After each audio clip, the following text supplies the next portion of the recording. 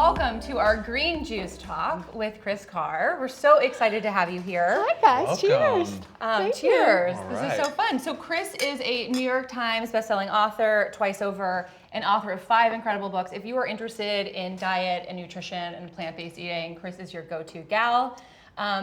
Kris and I met years and years ago after she had an incredible documentary called Crazy Sexy Cancer came out, and she was on the Oprah Winfrey Show, and sort of things just happened after that. And so we met then, and she has been such an inspiration and motivation person in my life, and I hope that you guys really, really enjoy this. It is such an honor to have you here It's an honor at to be here. OBHQ. I'm a huge fan of yours.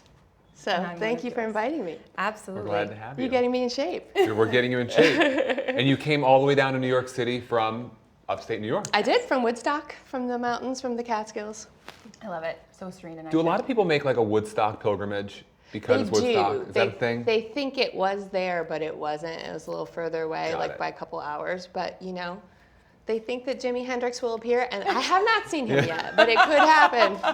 That's great. Well, so Kris, why don't we start here? We'd love to hear your story. Can you just sort of like walk us through the last 16 of your life, or years of your life? Yeah. I'll do it real quick. So, you know, prior to meeting you in a whole different career, the career that I have now, I was an actress and I was a dancer and I was auditioning and, you know, living in New York City and touring all over the country and the world. And then I got diagnosed with stage 4 cancer.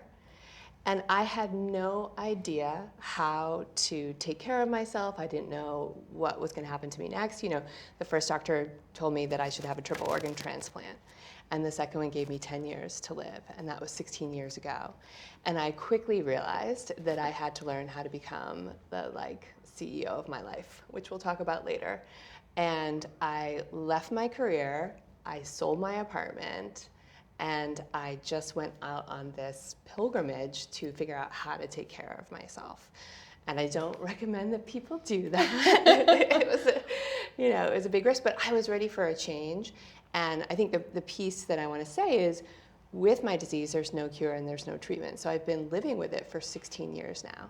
But in the beginning, I had no idea if I would be living with it for 6 months, you know? So it took me a while to figure out my path and to find, first and foremost, the best hospital, doctor, oncologist for my specific condition, and then to build a team from there, a team of people who could basically monitor me and also help me take care of myself. And so, though my experience looks very different from many cancer patients, because I haven't had chemo and I haven't had radiation or I haven't had surgery or any treatment whatsoever, we've just been monitoring me. I still had to go about putting together my wellness team. Right. And that inspired me so much, because the truth is that cancer aside, I didn't feel great. I was just like many, 30-something-year-old people who were like, oh, I will figure out how to take care of myself later. Mm-hmm. Fiber is boring. I would much rather have champagne. Yeah. Right. Or both. Or both, preferably together. No, at the time I wasn't a fan of anything that I'm doing now. I honestly thought that I could either outsource my health or I could wait till I was older. And, I wasn't very educated like so many people out there, but I'm sure many of the people who follow you are very educated. I was not. I was a fast food loving, adrenaline seeking, negative relationship embracing New York City girl. Stress fueled. Yeah, Stress totally. fueled gal. And cancer just woke me up. And I realized, okay, so if I'm going to have to live with this, and if this is going to be a part of my journey, learning how to live with it and live well with it, then I need to get busy living in a healthy way. That's my mission, to figure it out. And that's what I continue to do and continue to teach people. That's incredible. What are those sort of those pillars of health that you've learned on this incredible journey that you've been on? So I have a program called Crazy Sexy You, and it's a 21-day total wellness program. It's sort of the culmination of all of my work and research, and I feel blessed now. I have a team of people who work with me, from dietitians to wellness coaches to recipe developers. So we have an incredible company and team now. But for me, in the beginning, I realized, okay, how I'm going to navigate this, and now what I teach is what I call the pillars. So it comes from what you're eating, what you're drinking, what you're thinking, and how you're resting and renewing. So when all of those pillars are strong, you are stable. You feel strong. You feel empowered. You feel energetic. You know, if one of them or two of them are off, then it's just an example of, you know, where you want to put your focus. It's not something to beat yourself up over. It's just like, okay, the movement part. Right. That I don't have energy, I don't feel good, I'm not happy, so that's where I'm going to put my energy. And so in my work, I teach people about those pillars, and we can go through them at some point if you want. And they're very simple, and they're something that we can all do. I mean, I'm assuming everybody else wants to know, you know, what the pillars are as well. Yeah, so okay. Even if it's just a We'll quick, go real quick. yeah. So what you're eating, and you know, there's so many diets and lifestyles out there, and whatever, you know, the hottest book is or the hottest influencer is, we were talking about earlier, you're like, I'm confused, what do I do? This one says eat beans, this one says the beans will kill you. Yeah. This one says go keto, this, you know, vegan says you're gonna die. You know, so I understand the complication and the confusion, because as a patient, you know, first and foremost, there are times when I still get confused, and thankfully I have people I can go to who are much better at reading research than I am. But so something we can all agree on, let's just get super practical and super simple, is you can eat your fruits and vegetables at every meal. That you can do. Yep. Or drink them. Or you can drink them. Yes. Absolutely. So we're looking at 3+ servings of fruit per day, 4+ servings of vegetables. You can drink them, you can put them, you know, you could juice them, you can make smoothies. But the more vegetables we are consuming, I feel like the more closer we are to nature, the more closer we are to the garden. Nature is the medicine. And if anybody doesn't agree on that, they're not the people for you to follow. Right. Absolutely So right. what you're eating, we're consuming more vegetables, hopefully 3 times a day, every day. What you're drinking, are you drinking enough water? So many people don't even drink water, you know? So half your body weight in ounces, and one of the things that I like to tell people is get a pitcher, measure how much water you're supposed to be drinking, put it on your desk, or, you know, one of those bottles that you can take with you, and make sure you're drinking how much you should be drinking. It helps with your immunity, it helps with your energy, it helps with your mood, it helps with every system in your body, and it helps you poop. Which is very important. Yes, you I don't like the way you said that. Poop. poop. Nobody feels good when they're stuffy. And if you're drinking green juice, obviously that counts. So what you're eating, drinking, what you're thinking. And I think that this is a big piece, because I know for me, kale is easy. What we're going to talk about is easy for me. The hard stuff comes from this, managing this. And so many of us are caught in these mental traps of telling ourselves that we're not good enough, that we couldn't possibly do these amazing obey workouts because, you know, we don't have what it takes to do them, or we couldn't possibly make a green juice because that seems too hard, or we couldn't possibly go for our dreams, or we couldn't possibly take care of ourselves. We feed ourselves a diet of lies all the time. And when we start to really pay attention to the negativity that we're not only, you know, bathing in and putting out in the world and believing, we start to pay attention to that and shift that actively, intentionally, everything changes. And it starts here. In the beginning of my journey, I thought it started with the food. I literally left the hospital. My doctor said, hey, you know what? I don't know what's going to happen. Sometimes your disease is fast moving, sometimes it's slow moving, sometimes it can be stable, sometimes it can change out of nowhere. So we're gonna track you, we're gonna watch and wait. And I was like, screw that, I'm gonna watch and live. And I went to Whole Foods on 7th Avenue, and I was literally crying because I didn't know what any of those freaking vegetables were, and I grabbed a book and I was like, can you tell me what to do? You know, so I had to figure this out myself. So I started with the food, but not long after that, and certainly 16 years into the journey, if I'm not paying attention to this, it doesn't matter what I'm consuming. It doesn't matter because I'm feeling so negative, I'm feeling so helpless, I'm feeling so hopeless, and so what do?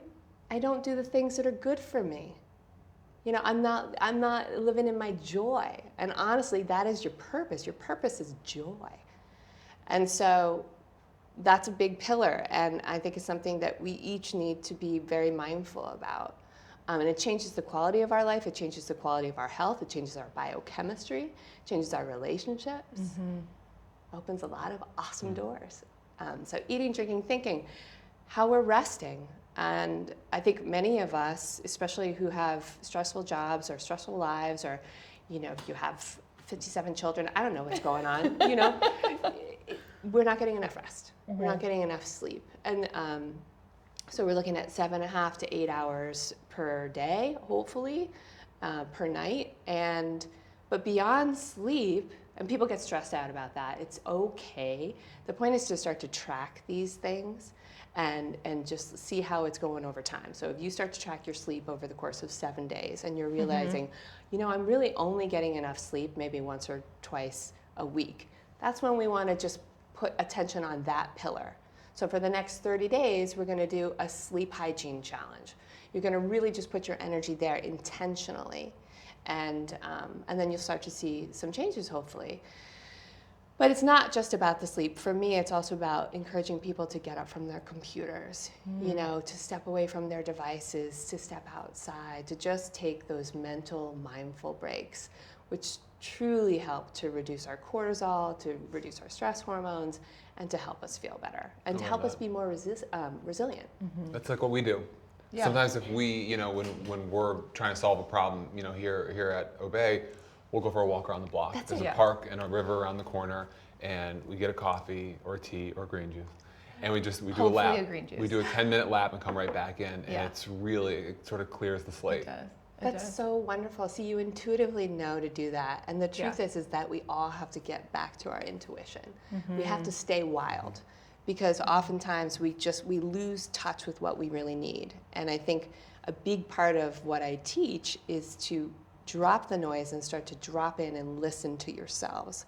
Listen to your lives, because your lives are telling you, your lives are giving you signs and giving you information all the time. But we forget how much wisdom is inside of us. So that's such a great example that you guys just shared. And it's simple. That didn't cost anything. Right. Probably. Well, the $6 Brooklyn coffee times 2. But other than that, but it's meaningful. Yeah.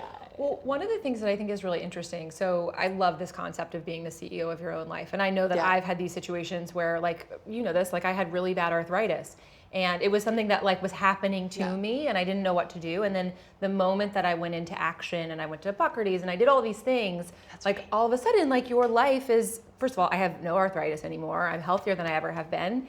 And, you know, it really is like just doing the next right thing and getting in this habit of taking care of yourself and putting yourself first and not listening to everyone and making sure you're getting second opinions and just like educating yourself in the process. What are those things? So if you don't have a cancer diagnosis, you don't have terrible arthritis, you don't have any of these things, but you just want to do like an inventory about how am I feeling, where am I, what's the best way to do that so that you start to know what are those things that you can take action on? Well, that's a really great question. And the truth is we don't have to have cancer or arthritis, or we don't have to have some sort of issue to take stock of how we're doing. Because I think many of us, we want to live long, healthy, productive, abundant, successful lives. So the sooner you start doing that, the better. For me, it's about building a relationship with yourself. It's about journaling. It's something as simple as that. You know, I created a little wellness tracker for my community recently, and I just shared what I track. It's along the lines of what we're talking about. I track my sleep. I track, you know, how many times per week I'm moving. I track if I'm eating my fruits and vegetables every day. I track how much alcohol I'm drinking. You know, am I being mindful about that consumption? And I track some other things too. So you can figure out what you want to track and just write it in your journal each day. And really, one of the greatest things for you to ask yourself every day is, how am I feeling? How am I feeling today? How are you today? And write it to how are you today? What's going on? And you'll be so surprised what you tell yourself, what comes up. And the next question you can ask yourself is, what do you need to feel better? How can I support you in feeling better? And you know what's going to happen? You're going to say, I need some more sleep, or I need to move my tuchus. And then over time, as you build this deeper relationship with yourself, I think you just intuitively start to know more and more what you need. The last thing is, I want to just hit the 5th pillar so that folks at home aren't like, what's number 5? So we talked about eating, drinking, thinking, resting, and the last one is renewing. And that's what you guys are doing here. So for me, renewing comes in 2 forms. It's through movement, and movement in a way that I like. Oftentimes that's dance or jumping on my trampoline. I'm not a gym person. I try, but I don't go. It looks like big airplane crashes. You don't need to go. You don't need to go. You have don't need to Obey, go. so you're good. So I have Obey, which thank you so much for creating this for me and everybody else.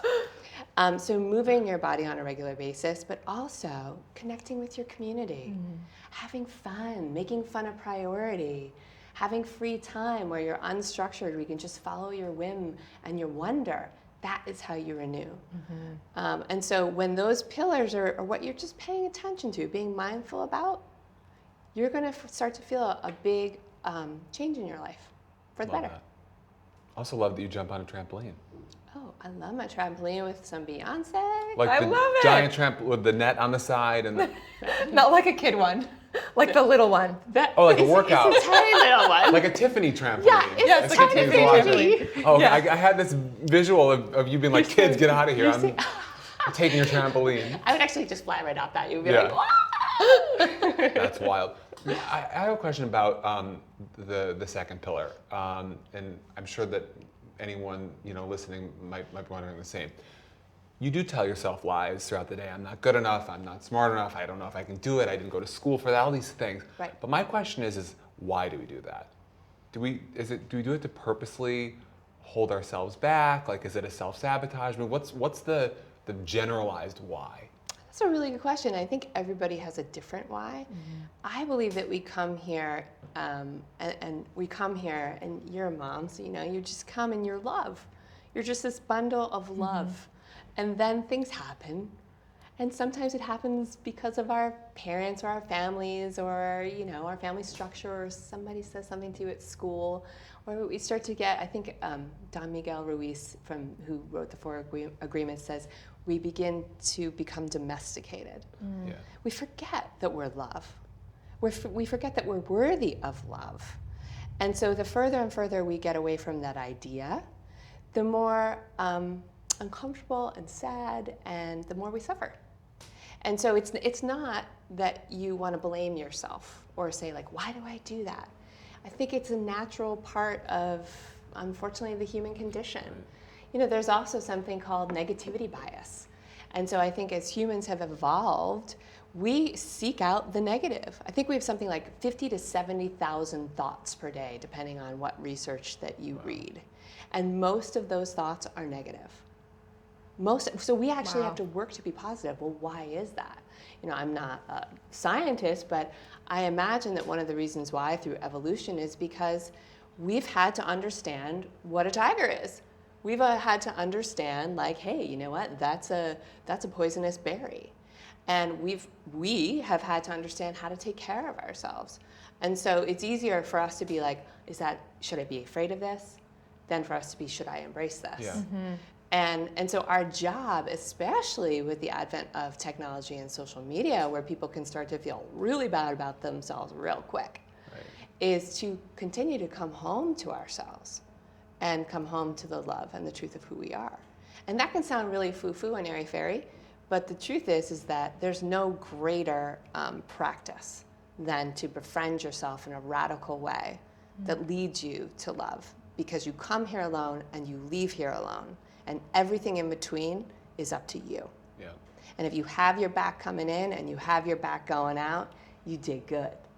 Ashley's like, preach. I feel like I'm Oprah right now, and I'm listening to her and saying, this is an aha moment. Ashley's like, I'm part of a human podcast. I am the earbud. No, but that's fascinating too. So what you're saying is, it's possible that sort of our evolution of negative thoughts was based on survival. Yeah.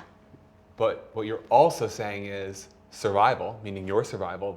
That day 16 years ago when you realized your job was to stay alive, was not to be negative. It was actually to be positive.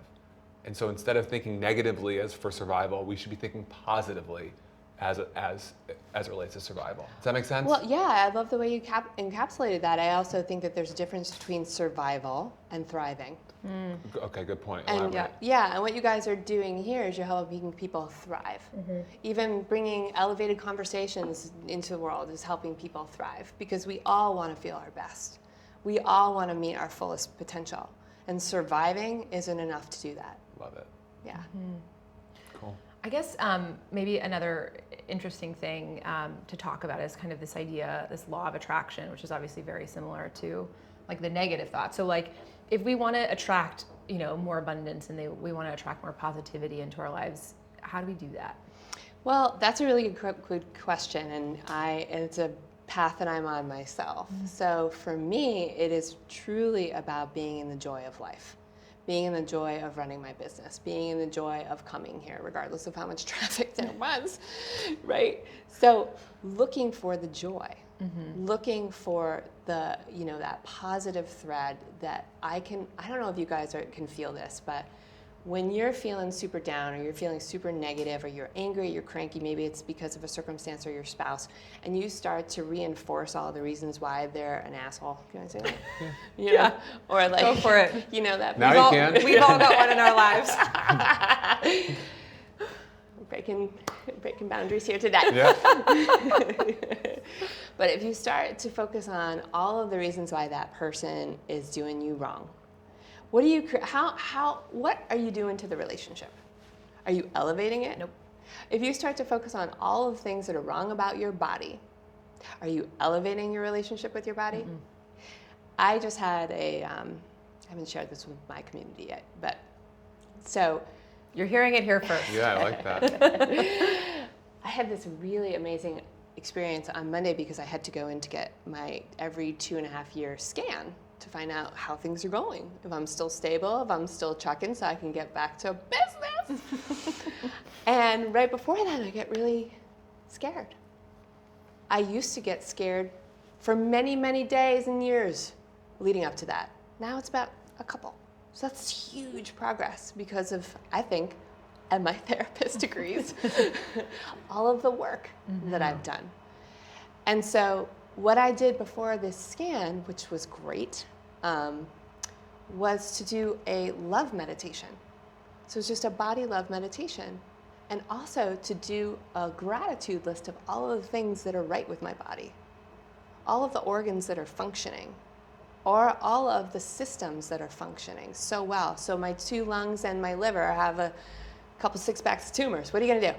You know what I mean? What are the other systems and parts of my body that are just functioning so beautifully? So why do I bring that up?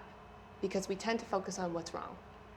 And when we focus on what's wrong with our lives, what do we create? We create more stuff that's wrong with our lives.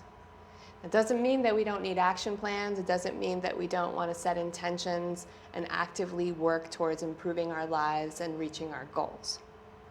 It means we need to really spend a lot more time managing this beast. And for some people that might be every minute of like when you say, you just unconsciously slip into this place of negativity about yourself, you have this opportunity to change the script. That's where affirmations can be really helpful. When you say, I'm a piece of poop, oh no, I am not. You grab that thought and you're like, I'm a goddess. I'm a goddess who poops regularly. Yeah, I'm a goddess who poops regularly. And you know what? You might not believe it at first, but the more you do it, the more you start to believe it. It snowballs in either direction. You said it beautifully yet again. I like that though, because we've had a million conversations about this. Sometimes we'll leave a meeting and I'll be like, I don't think that went well. And you're like, I think it went great. And it's totally a perspective situation. Then I listen to another perspective. I'm like, that actually was a good meeting. Why did I search out the 1 millisecond of negativity when the whole meeting itself was very positive? And so it's about training your brain as you would your body to perform. You're absolutely right. And to trust. And to trust. Just trust, because oftentimes we want to push the river. Like I tell, especially patients, you want to see progress so quickly. And it's like if you're in the garden, you don't scream at the kale, like, grow, you MF. You know what I mean? Like, that's not going to do anything, right? Right. So you plant the seed, right. You tend to it, and then you trust. I love it. I love and your appointment on Monday it went very well. Good to go. Yeah, great. I'm good. Awesome. It's awesome. I'm good. This car is going to keep trucking. This guy, I like that. That's good. Can we ask you a couple quick fire questions? Anything you want. want. So we were talking about drinking. Yes. Do you have a favorite drink? And this is something that, we're about to hit summer. we were talking about this with one of our members in the Facebook earlier this week, our Facebook group. It's like summer's the time where you're wearing less clothing. You're like, I have to get in shape after this. But you're actually out at more parties, more barbecues, more opportunities to have wine and barbecue and all that stuff. What's your take on drinking? What's okay? Yeah. Okay. So I think, this is the goal that I set for myself. And obviously there's a lot of research out there, but I find what's interesting is depending on what study you read, there's also a lot of cherry picking. And again, I'm not a doctor. I am a patient who is informed and who likes to help other people who don't want to be patients or who are patients to also be informed. But depending on what study that you read, sometimes you'll read, well, red wine is great for you, all the resveratrol. But in another study, it's also, the more alcohol you consume, whether it's wine or not, the more you're opening the door to many of the chronic diseases that we don't want to experience, including heart disease, cancer, and so forth. And so I want to just challenge everybody to connect with their bodies. Yeah. I don't feel good if I'm drinking more than like 3 drinks per week. And the truth is that if we up our hydration game, we are going to feel so much better, period. And I feel like you're much better able to have a couple of cocktails. And for some people, having no drinks is the way to go. But I'd say, what my challenge would be is to give yourself an opportunity to drink a lot more water and a lot more healthy beverages that nourish you, like green juice or green smoothies or whatever it is. And when you're having your alcohol, be mindful. Don't have it on an empty stomach. And drink a glass of water after each alcoholic beverage. And for me, I like gin. Okay. I'm a gin I wasn't girl. expecting that. Yeah, I'm a gin girl. So if I'm going to have a I was expecting drink, like a white wine spritzer or something. I don't know why, but if I'm going to go, I'm going to go. yeah. Yeah. I go hard. Madman over here. I am a little bit. My nickname is Blanche. Yeah. Blanche likes gin and tonics. But super mindful about how much sugar that you're consuming, because I think that that's really ultimately what does you in. So all those fruity beverage cocktails out there, you know how you feel the next day. Yeah. Yeah, I know for me, like if I drink wine, I sleep terribly. Yeah. And like if I don't have enough sleep, I can't show up for myself. I can't show up for my son in the right way. Like, you know what I mean? You're groggy and tired and all of those things. And like also my arthritis, the moment I stopped drinking for a solid year when I was going through all of this, literally cleared up. And I think that obviously the food had a lot to do with it because I was raw and vegan and all of that, but I think the alcohol was a big component. Well, it seems like you were reducing inflammation, which is, the diet that I practice is an anti-inflammatory diet. And I think that all of us can benefit from that. And so just being mindful about your consumption, it's important. It's like one of the things that happens when you sleep at night is your brain actually cleanses itself. Your brain shrinks a little bit. There's this, I think it's cerebral spinal fluid that comes up. It literally washes your brain, gets rid of the debris. It's like the lymph system of the brain. Wow. And that doesn't happen when you're not getting enough rest and you're drinking too much. So of course you wouldn't feel focused and on your game. Right. That's a really great visual to like imagine happening. I like that. It's cool and gross and all at the same time. But I like it. So have your gin, but not too much. Do you have a favorite wellness destination? I feel like, when we're researching different, people to talk to and places to go, there's wellness conferences and other wellness gurus and spas and retreats. Like, do you have a favorite conference to go to or class to take or hotel that, you just sort of detox at? I want you to tell me where I should. I don't know where to, I feel like you we're guys in Brooklyn are so... every day. I don't know where. I gotta say, like when I go to a retreat, for me, it's more so about getting away with my husband. And I live in the mountains, and so I spend a lot of time in the woods. That's where I retreat every day. My end-of-day hikes are super important to me. So I feel like you can create a retreat wherever you are. I like that. And when I do go away, I love to go to the beach.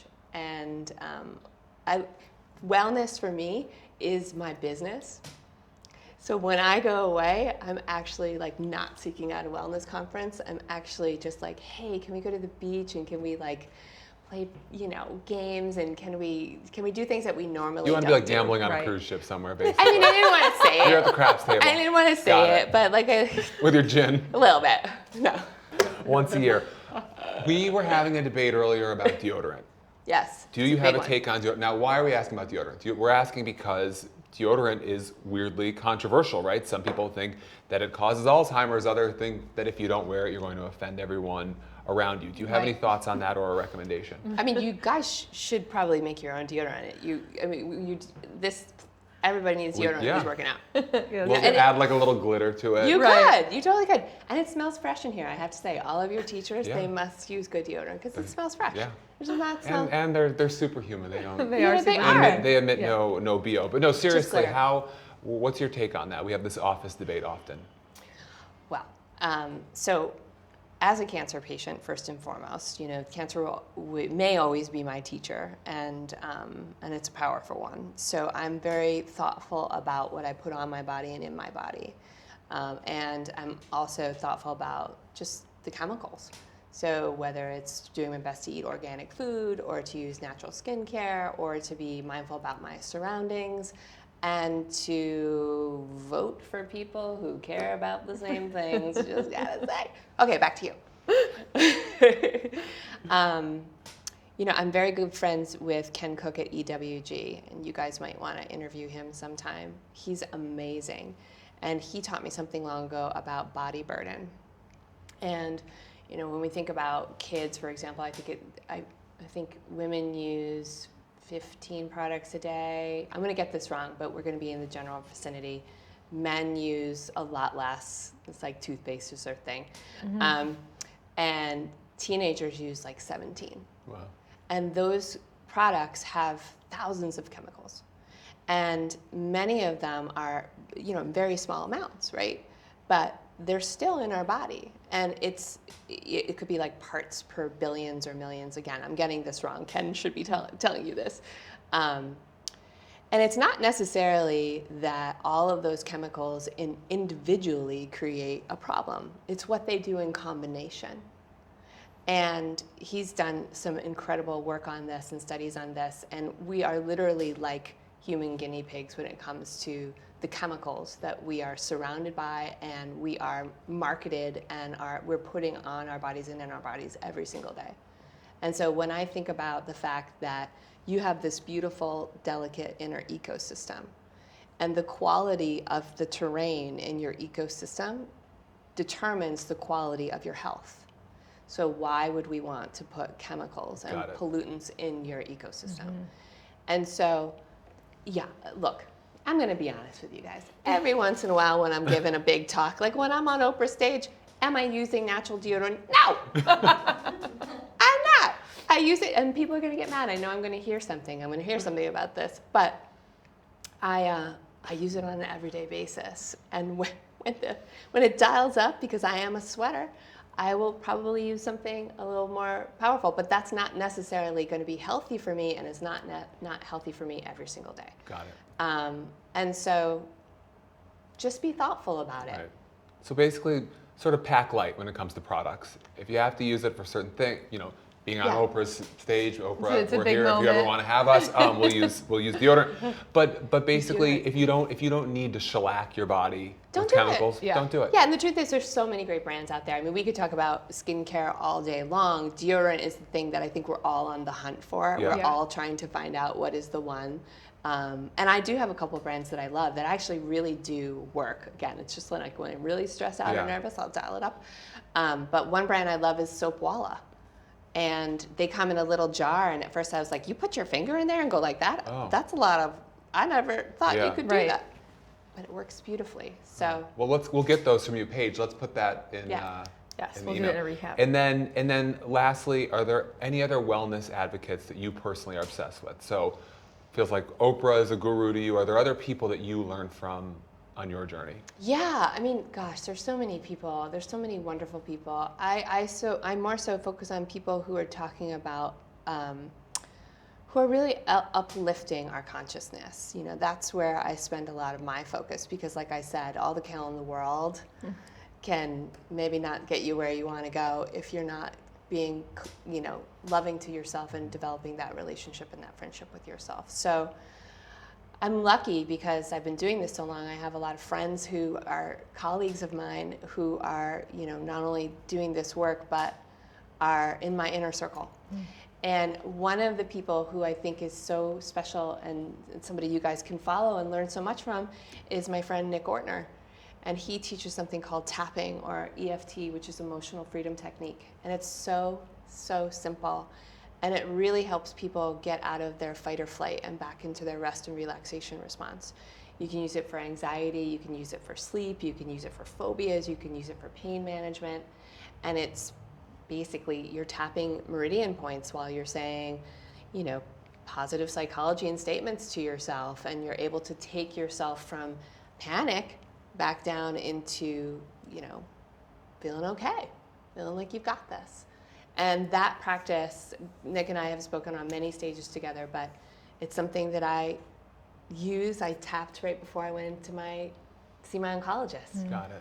And, you know, you could use it under the table if you're like in a meeting and somebody's flipping you out. You could just tap and you're not even saying the statements. And so I think I would say just to share that resource. That'd be a fun workshop. That's a really fun one. We could just like do this all day long. Yeah. Or if we're meeting and I see Ashley under the table tapping her hand, I'll know. Then you know. What's up. Even though he's stressing me out, I love and accept myself exactly. anyway. Well, this is great. Kris, I can't even thank you enough for being here. This was so amazing to learn from you and to see you and to introduce you to so many people in our amazing Obey fam. It's good to see you guys. And where can we find more? Yes. Other Instagram, web, you have classes. Yes. You know, more Kris all the time. Yes, come and visit me. On Instagram, I'm at Crazy Sexy Kris, and I go live every Wednesday for Wellness Wednesday, and we do some fun stuff there. And you can also go to kriscarr.com and come and hang out with me there. Awesome. This was so Thanks great. again, Kris. Thank you, guys. Bye, everyone. Bye, guys. See you soon.